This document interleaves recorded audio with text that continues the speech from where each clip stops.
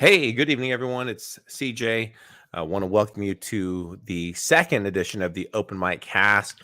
It is Monday, February the 21st, and tomorrow we're heading into the epic and transitioning day of 02/22/22. I want to thank you all for being here. We do have some people already waiting backstage to be joining the conversation, so I'm very excited for that. First, I want to give a shout out to those in the chat room. So, Mojo, welcome. Thank you for being here. Joe is here. I love it. Love it.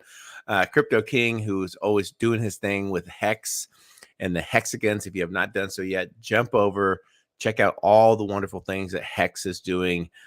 Crypto King kind of leading the charge. And they're truly doing some amazing things. So I appreciate all the support that the Hex community gives us. So thank you for that. Bill's ready for some snacks already. We'll definitely get some snacks flying here shortly. And Antoinette, so thank you for being here as well. But boy, I tell you what an interesting day. Hopefully everyone can hear me okay. What an interesting day as we jump into this very important conversation in regards to the news cycle and everything that's taking place. Before we jump into the open chat, the open mic, I want to share just a few different perspectives in terms of my thoughts. And the first thing that I want to share real briefly is that it was very interesting to see the contrast that we viewed today in regards to the transparency of the internal workings of the conversations. The United States State Department and the quote unquote intelligence or the national security team released this photo, and it's just a photo that's there. Janet Yellen's there, Blinken, all the actors are there in this important meeting as they headed into this weekend. And this was the level extent that we received of the communication from the United States. So if you benchmark that in contrast to what took place, and just I loved it. Putin today had it was at least a couple hours, hour and a half conversation with his entire Security Council as it relates to everything that took place and seeking the input in the direction that was going. And you really can't compare the two. You have an hour and a half conversation of someone that's sharing and being transparent around what's taking place, their interest, having a roundtable in terms of the dilemma, the challenges of the conversation, the challenges that basically we've basically gotten close to exhausting all measures of diplomacy in terms of conversation, the things were taking place. But you take a look at this conversation, and I watched the entire thing, and it was truly interesting to watch that. And then look at what the United States does: a picture, nothing else. We don't even release our letter in regards to the actual request that Russia had sent. We don't do those things, and to me, so I want to point that out, just because I think it's just that important. And then the second thing, just like clockwork, what took place in regards to a couple of the conversations where it transitioned to, and it's almost embarrassing that they present this angle to it, but I knew it was going to happen. I think it was just a matter of time before Jack Keane, all these, former experts, they start complaining and talking about one thing, and everyone knows where the direction I'm going is. They talk about the lack of funding, the lack of military funding, keeping up with inflation and everything. And it's all about more money. And why I say that's embarrassing that they do that is because show me where in regards to the amount of money, the amount of expenditures that take place, where have we benefited? Where have the American people truly benefited? Is Afghanistan? Is it with the billions, if not trillions of dollars that were spent in Afghanistan? And then for us to leave that amount of equipment there, the technology, and where's the benefit? So it's almost embarrassing that we have these quote unquote experts come on and start complaining about the lack of funding on of our military. So here we go. Let's jump into this. NATO has got to wake up as a result of this. This business of less than 2% of the budget for defense, even in the United States, we have got to wake up. Right now, we're dealing with a defense budget that's not even going to cover for inflation, and it's below 3%. During the Cold War, John, our budgets were at 7%. That's where we got to get back to deal with China, which is our pacing item, as the Secretary of Defense refers to it, and this obvious. So there's number one. He's going to complain about the lack of funding, right? The lack of funding. So here we go. Here's another one. This is General Kellogg just going to talk about the lack of funding in regards to whether it's NATO or the U.S. So here we go. And here's the frustration I've had with NATO. And he tells all of the NATO allies, look, in 2014 during the Wales Declaration, you said all of you were going to put 2% of your GDP into defense, which 20% was modernization. Only 1/3 of NATO is doing that. And the biggest laggard's Germany. Yeah. And yet Germany's taking 1/3 of their energy comes out of Russia. That's right. I'd also tell all of the Europeans, stop depending on Russian energy. Cut it off. That's what you should be doing. The thing about bank sanctions and other sanctions, historically, they just don't work. Right, but that's the sanction we were talking about. That are very forceful. Almost embarrassing, right? Let me exit out of that screen and get that removed. But almost embarrassing, though. Yeah, for the United States to tell Europe, hey, stop relying on Russia energy and everything. And then what do? Like I discussed yesterday that for record, I believe that third or fourth largest import of diesel fuel this year is directly from Russia in the United States. So, again, just the lack of, it's amazing that they really call it intelligence. But needless to say, those were just a couple different perspectives. Just a huge day, in regards to what took place. That doesn't even cover the magnitude of Putin's separate speech where he made the statement in regards to, what was going to be taking place in regards to the order and honoring those two areas. So welcome everyone again to the live stream, to the chat. Welcome, Celeste. Thanks for being here. Texas Tom Payne. I will get your email. I will get you added to the Discord. I promise that. But without anything else to say and do, I do want to jump into get the conversation started. So let's open it up and want to allow our first guest to come on. And because I know he has a lot to say, he sent me a text earlier in the day, say, hey, I'm going to come on, and I appreciate him being here. So everyone do me a favor and welcome Ken Shortgun Jr. of Shotgun Economics and also the Gadfly. So Ken, what's going on? What say you? What a day, huh? Oh, fascinating day. I don't know if you saw a tweet I sent out, but today, of course, the markets were closed. It was President's Day, really George Washington's birthday. But I sent out a tweet and I found a YouTube video of some chick beating a guy in 2 moves in chess and just transposed it to to Biden and Putin. The reality is, of course, last week we had the Biden administration, the Jake Sullivan Russia hoax, and Blinken, who pretty much is tied into the old Obama administration, the globalist agenda, etc., coming out and saying not only did they name a date, February 16th, but then they said over the weekend it's imminent.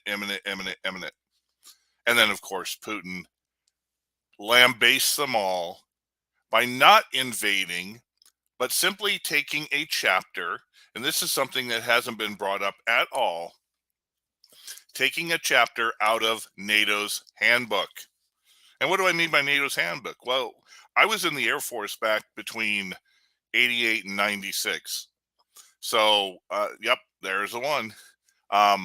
Anyway, between 88 and 96. So I was involved at the start of Desert Storm, and then later the Yugoslavian, the Baltic Wars, or Baltic conflict.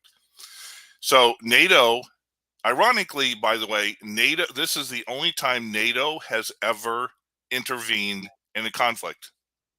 In the entire history of NATO, it has done nothing except invade Yugoslavia and decide how they were going to break up the country into 4 different new sovereign states. Well, the importance of that is that unlawfully, illegally, they went in and decided to name autonomous states in the old former Yugoslavia. And I have this document from a German university. First thing it says, Germany was one of the first countries to officially recognize and establish diplomatic relations with the Republic of Kosovo. Okay, Kosovo. Well, Kosovo should never have been created. It was simply a construct of NATO. So what does Putin do? Well, they already have the Minsk agreements. allowing the autonomy of the two republics, Donetsk and forget the other one off the top of my head, Lugansk, I think. So since Ukraine, by sending military forces into the Donbass region and Donetsk, the first thing he did was they sent out all of, something like 700,000 refugees, women and children and older people. They did that over the weekend before the conflict began. And then today, in front of the entire world, speaking with the foreign ministers, they decide to do what NATO did and declare the sovereignty of Donetsk, the Republic of Donetsk and the Republic of Lugansk. So by doing that, then they recognize it the same way Germany did Kosovo, and then they can go ahead and send in peacekeepers. So it's not an invasion, officially an invasion. It is simply going in and protecting its new ally. It was a master stroke. And then, of course, the news media, because they are so dumb, everybody is so incompetent. It's what we've talked about now for the last several years. Every single world leader in the West at the time of change in the paradigm shift is incompetent, or, as we saw with Canada, absolutely controlled by the globalists. Yeah, absolutely. Very, very well said. I think it was very masterful in terms of the maneuvering that took place. I can imagine it literally left Joe Biden shitting in his pants today in Washington, D.C. Ken. By the way, most people don't realize that Ukraine, for a 3-year period in the 1920s, they attempted to become a country, but Ukraine did not officially become a country until a few months before the official fall of the Soviet Union in 1981. So Ukraine has always been part of Russia. As a matter of fact, if you go back in history, the original Russian people were known as the Kievan Rus. And that goes back to the 11th, 12th century. So Kiev has always been the start of the Russian Empire, the Russian dynasty, the Russian people, the culture. So Kiev has always been part of Russia. Crimea, of course, they always love to say that Russia came and invaded Crimea. For those who don't know, Crimea was always, of course, Russia since the time of Peter the Great. And what ended up happening is when Khrushchev took over in the late 1950s, he became premier. He was from the territory, part of the Soviet Republic of Ukraine. He was born there. So he gave administration, not sovereignty or authority, but administration of Crimea to those who were in charge of Ukraine at the time. It was always Russian. And after the fall of the Soviet Union, there was so much chaos, they didn't even bother to go back and, take it over. But thanks to the 2013 Maidan coup, it opened up the opportunity. They did the Minsk Accords, and we have what's going on right now. Yeah, very, very well said, Ken. It was truly amazing to watch today. Also, when Putin, jumped on apparently from his office and spoke about the history of Ukraine, and specifically in regards to a lot of the policy that has taken place, through several different administration, the posturing, everything that's happening. And I think the most compelling thing was that it was totally, to me, it seemed like it was off the cuff. Yes, he very intelligent person, obviously, but no teleprompter, just completely somebody that's out there, speaking. I listened to this entire speech, Ken. I'm not sure if you listened to it, but some pretty remarkable things that were said, especially when he opened up and said, "Hey, you know what? I've came to this decision today for numerous reasons, and one of which is that NATO, for some reason, they always want to have their boogeyman, and they always want to have their enemy, and I'm not sure why they look at Russia this way."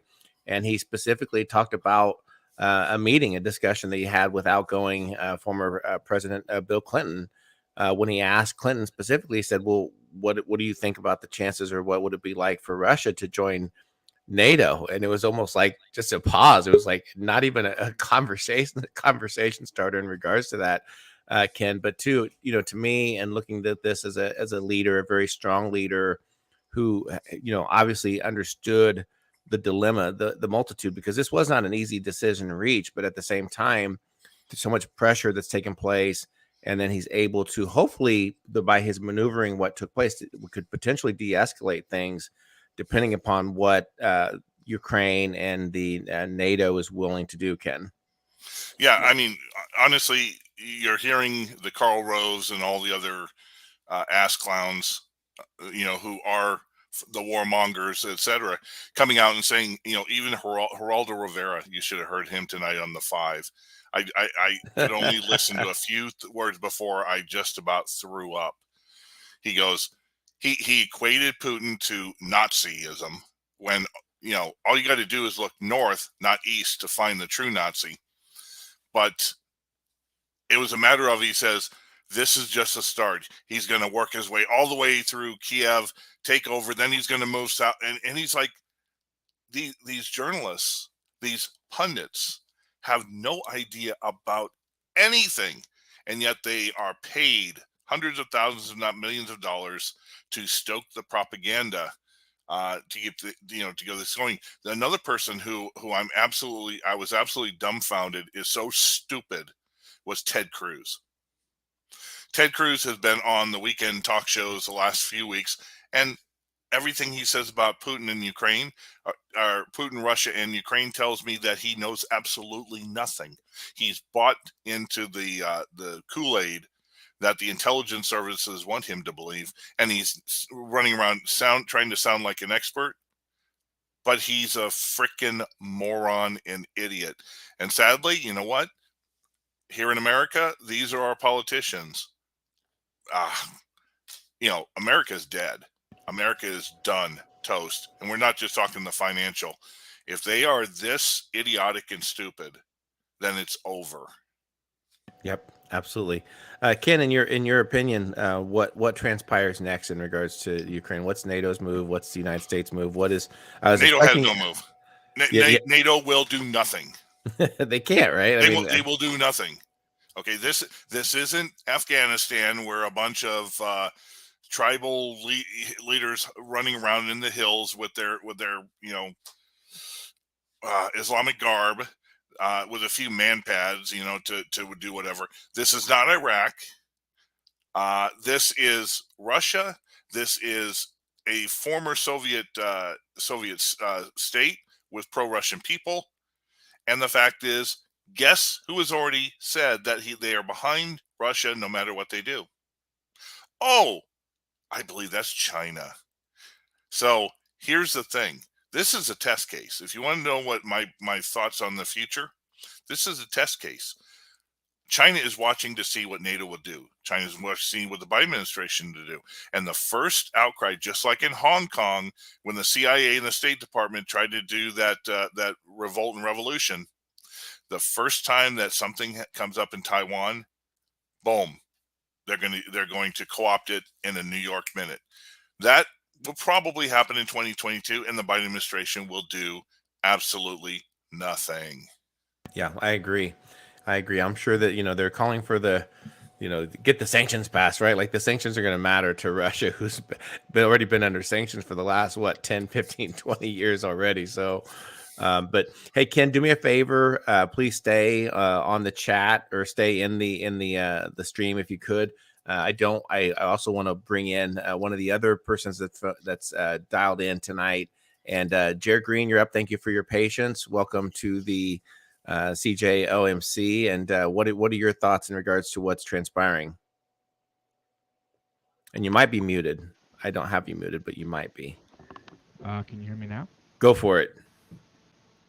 Can you hear me? Yep, I can hear you. Go for it. Yeah, personally, I just see Putin made his move, and because he recognized them first, because he recognized those countries first when he moved his forces in. It's not an invasion; it's just peacekeepers. And yeah, I think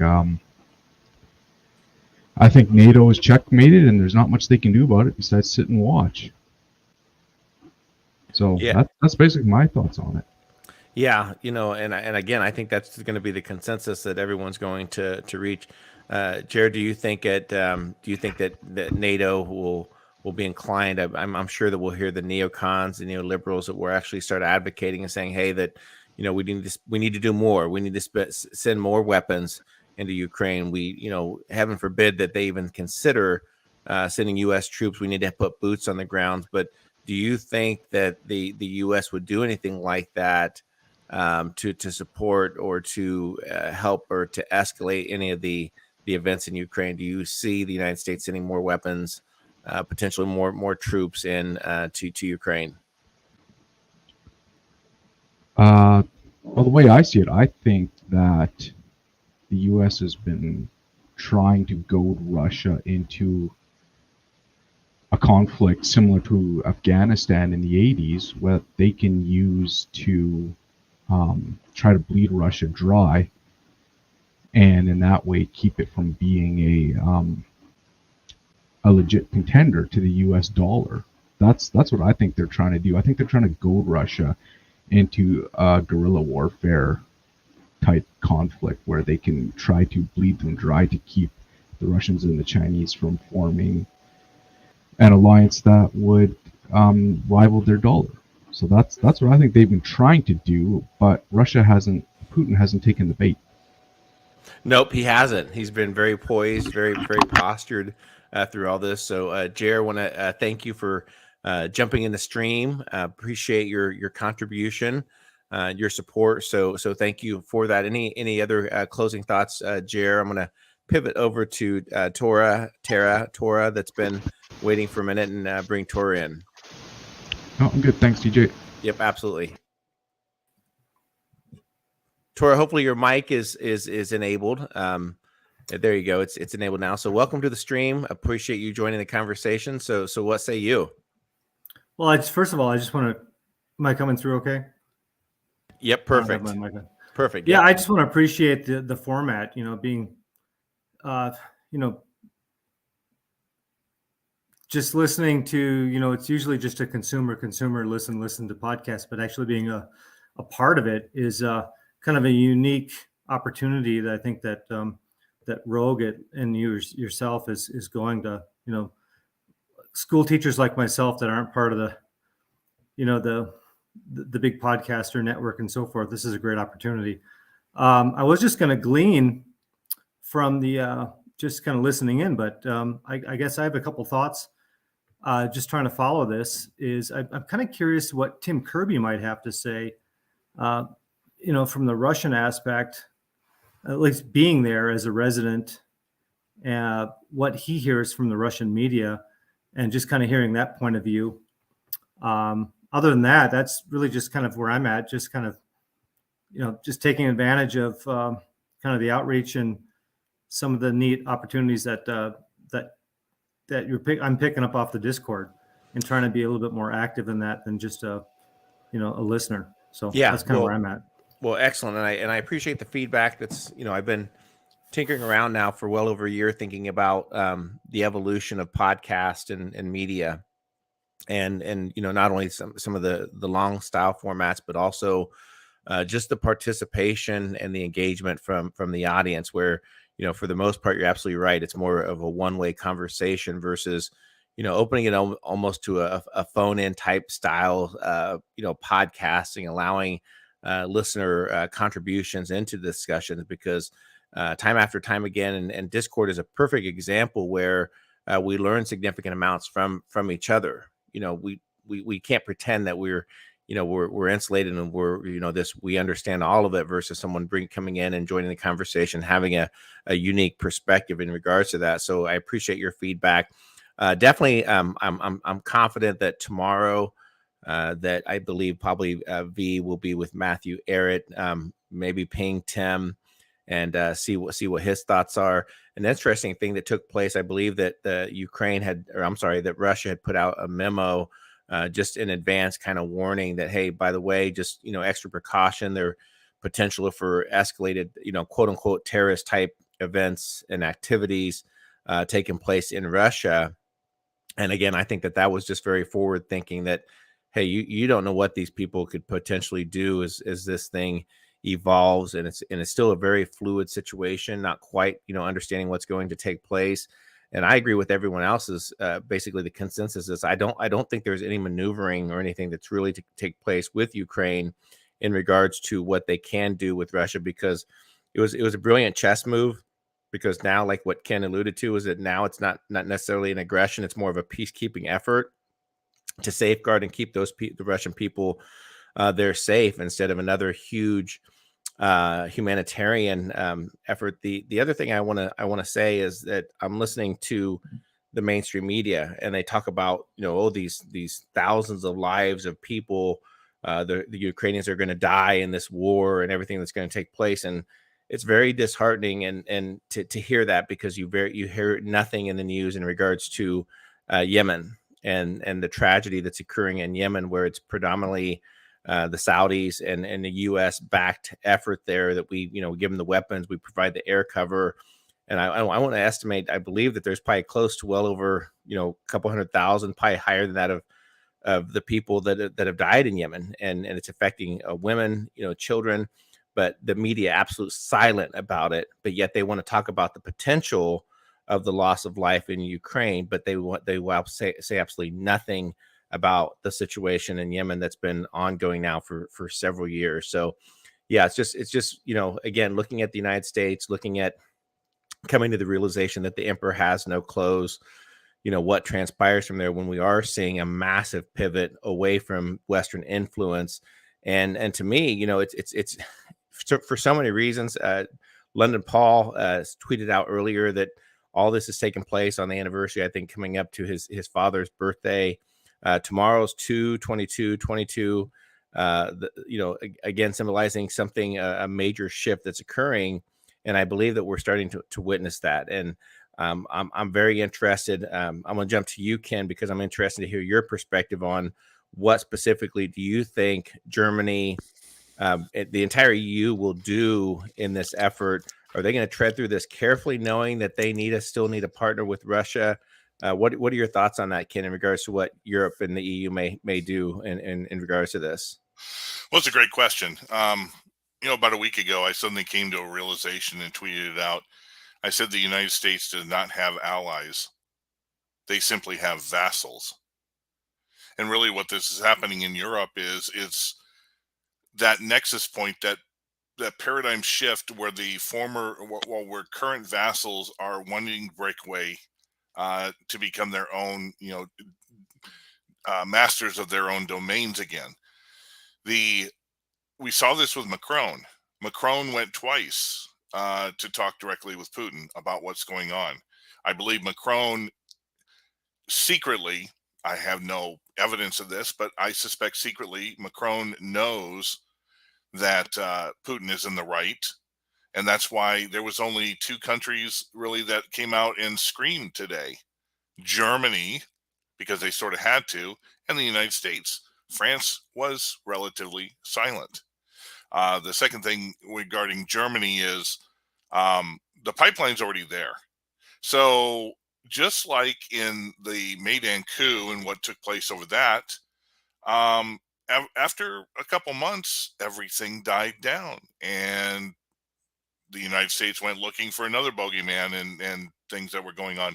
So when it comes to Germany, I suspect that more pressing things, such as the finance, such as the midterm, such as what's going on this year, the United States is going to turn their eyes away once Ukraine may have a few soldiers, and they may have the arms that were shipped in, recently from NATO countries, but they don't have the stomach to go ahead and face Spetsnaz or other Russian peacekeepers. So what's going to happen is, just like Crimea, they didn't do anything about Crimea. They're not going to do anything about this. And very shortly, it's just going to sort of solidify that Eastern Ukraine is now a Russian ally, part of the Eurasian Economic Union. And from there, Germany is going to have to make the choice. France, I think, wants to break away, and they feasibly can break away. The Nordic countries, because of their banking ties to the United States, currently aren't going to do squat. The UK, they're, as you can see from their Commonwealth nations, Canada, New Zealand, Australia, they're more than happy to just simply become globalist totalitarian states. So there's no reliance upon them. It will come down to a number of things, I think, depending on how many non-neocon Republicans take over Congress. But unfortunately, Mitch McConnell's still going to be running the Senate, and whoever, takes over Nancy Pelosi's spot, they're still neocons who want war. They're more than happy for war. And as we've seen the last week or so, the last bastion of mainstream media that could have put a spur in all this, Fox News, they're all on the war bandwagon. So the United States is lost in that. And I think more than anything, what we're going to see between now and the middle of March is this gives fodder for the FOMC not to raise rates. Bingo. Yeah, bingo. Yeah, the other perspective that I was thinking about, and Celeste asked a question, and anyone can answer this in the panel. I'm curious if anyone on the panel thinks about how Secretary Blinken said the embassy personnel staying in Poland for the night. I wasn't aware of that, Celeste. I didn't hear those comments from him. I doubt that they would risk anything there. I don't put anything past them. Ken, any thoughts on that? But before we jump into that, the other thing in regards to, they keep talking about the escalation of some type of cyber attack, some type of cyber event. Not saying it's gonna happen. This is complete speculation on my part, but I think it would probably be more with some type of a staging. You hear the talk about false flag events, whether they would stage some type of a cyber event there with Ukraine. I highly doubt that they would, run the risk of doing anything with the financial system here in the United States. But again, whenever you're in desperation mode, you have to kind of throw all things out, and it relates. So, Ken or Jared or Tor, any thoughts on that? I wasn't aware again about Blinken having the embassy personnel stay there in Poland for the night. I'll go last from the other guests. I'll wait. They're muted. Go ahead, Ken. Okay, I'll jump in then. Yeah, it's kind of interesting. We had the pullout of all U.S. personnel over last week, and then, of course, we had the intelligence services dropping the false flag chemical attack. They even brought up Navalny last week. Blinken did. They're pulling everything they can. This move of embassy personnel to Poland is a smokescreen. It's an attempt to try to make people think that Russia is going to take over and dominate the country, and oh, woe is me, poor U.S. The fact of the matter is it's all kabuki theater. It's absolutely meaningless. I would put my money, unless Kiev does something stupid or they allow the Western intelligence services to start doing terror attacks in the Donbass region. My guess absolutely is that Russia will go no further than the border lines of Donbass. Yep. I agree. I think the next few days are going to be, very interesting. And I was catching the news cycle as well, Ken. Completely agree that you saw the Rubios take to the stage, and it's a very unfortunate. Probably it's worthwhile to mention the fact that I think every opportunity is waged by Fox News, by the Republicans, to point out the flaws in regards to the administration and their handling. But equivocally, we're looking at the actions that took place. We're basically looking at Afghanistan 2.0 in regards to what transpired, where you basically had people asking the question saying, well, you say that there's false flags that are planned. You're stating that, that an attack is inevitable, that these things are going to take place. Why didn't you do anything? Why wasn't there anything more to take place? And so it really backfired, altogether. I think the nail in the coffin was sending Kamala Harris in to discuss and try to broker something, when we know for the most part, the reason why that she went was predominantly was to, again, put her up on a pedestal of some type of level of confidence in terms of the American public seeing her in that type of environment, getting exposed to Ukraine and, such an important topic. Again, just trying to, everything that they do is political. And that's just so unfortunate that a lot of the things that the United States does is just strictly done on about imaging and using the mainstream media to try to paint this picture of U.S. dominance. But when you peel back the layers, when you pull back the empty words, there's nothing there, and the world is coming to that realization. Yeah, I mean, inevitably that's the case. When you see what was going on, honestly, just looking at what Zelensky was doing, Zelensky didn't want this. This is all a U.S. This is all a NATO. This is entirely Western, introduced to try to put a monkey in the wrench of what's going on financially and the rise of the multipolar world. You take a look at when all of a sudden Russia became the bogeyman over Ukraine. It came out of the blue about 3 weeks ago. Biden's approval rating at absolute zero. The CPI inflation numbers had just come out. The unemployment rate, the supply chain rate, all these things were hit like on a Thursday and Friday of that week, about 3 weeks ago. Then all of a sudden, out of nowhere, oh, Russia's at the border of Ukraine, and then all of a sudden everybody gets excited because it's a bogeyman that they can try to do.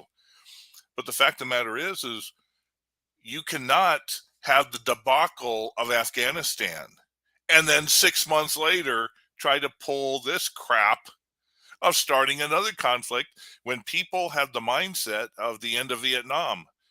We're tired of this crap. We don't want to see it. You shouldn't be there. We're not supporting you. You have no public support. Stop. And if you take a look at the majority of people, they're more interested in what's going on in Canada than anything that's going on in a country that's not even really part of Europe, much less part of NATO. Yep. True. Yep. Celeste asked a question. She wants to know, are there any commodities, any type of major things there in the lands that I think primarily was the influence of the amount of Russians in those areas, and they were very concerned about any type of ethnic cleansing. And again, the vast history that Russia has with Ukraine, the trade that's been through there. I think at one time they said Ukraine was the heart of Russia at one point. I can't remember where I caught that, or someone had a chart that there was an old, I think Pepe Escobar posted an image, and it was like from 100 years ago, and it talked about how important Ukraine was to Russia. But definitely we saw that with Crimea in terms of what that meant to them. Everything that Putin does is very strategic. Ken, your thoughts? Are there any major infrastructure pipelines or anything that you see there in those areas that are the reason to get those areas secured up in those regions? Well, if you remember the pipelines that go through Ukraine into Eastern Europe, obviously come Russia, and that's the border. That's the Donbass area is the first thing before you get to Kiev. Now, one thing I would say of interest is you notice everybody talks about Kiev. I visited the Ukraine twice here in the 21st century. I think it was 2002 and then later in 2006. Only I did not want to go to Kiev. People I talk to, they are Ukrainian to the core. And when you talk Ukrainian to the core, we're talking pseudo Cossacks. They helped the Nazis back in the day. The pure Ukrainian people, the tribe. And you got to remember that Russia is so big. Okay, Soviet Union aside, Russia is so big. There are dozens, if not hundreds, of different tribes. The same way Germany, when it was came a nation in 1870, was made up of 39 different regions, all of them having different cultures and the whole nine yards. I went to Odessa, which of course is just tail hook on the Black Sea, tail hook from Crimea. Odessa is cosmopolitan. You know, they're used to being a place where commerce comes in, whole different countries or different peoples come in. They don't play the politics of Kiev. So isn't it interesting, both in the Maidan coup period and here today, Odessa hasn't even been mentioned. It's been Kiev and it's been the Donbass region, and it's been everything in between. Well, when it comes to commodities and that, I think really what it is it's the importance of it is a buffer zone from NATO into the actual motherland of Russia. And what all this stems from is back when the Bush administration in '91 and NATO, and there are documents of this. Don't listen to Blinken and don't listen to Sullivan. They lie through their teeth. What do you expect? Sullivan, plus you have a different guy who's a spokesman for the CIA. They lie through their teeth. There are documents stating that NATO has no intention of bringing in Ukraine, and they will not enter into the border states of Russia. So really the importance is the buffer zone, and they control then the entrance to the pipeline, because guess what? Most people forget that the whole debacle of Ukraine back in 2013/2014 occurred because Ukraine needed money. IMF wanted to enslave them with about a $7 or $8 billion loan. They heamed and hawed, and then out of nowhere, the Putin's administration comes and says, "We will give you a $15 billion loan." And of course, Poroshenko was the leader, pro-Russian guy. "We'll give you a $15 billion loan, no strings attached." And they were very close to then Ukraine moving back into Russia, saying, boom, Victoria Nuland, $5 billion in, and we have the Maidan coup.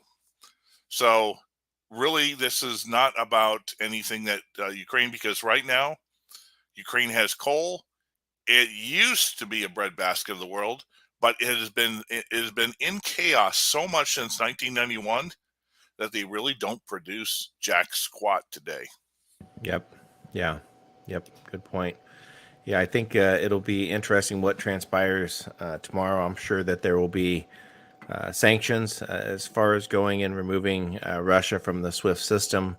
I believe that they're insulated for that. I believe that they're prepared for about all things.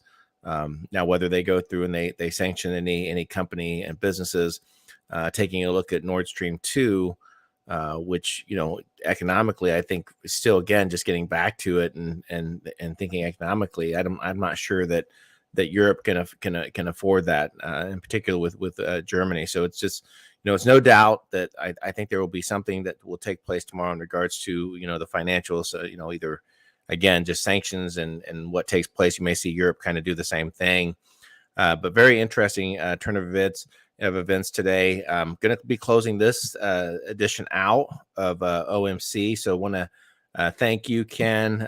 Thank you, Jer and Tara, for jumping in to the conversation. I appreciate that. And everyone, leave your comments and don't hesitate to jump in. It's, you know, open mic for everyone to jump in, participate. And no question is a silly question. We're here to learn and to evolve and move through this. So Ken, thank you so much, Tora and Jer, and we will be back again real soon. Thanks all.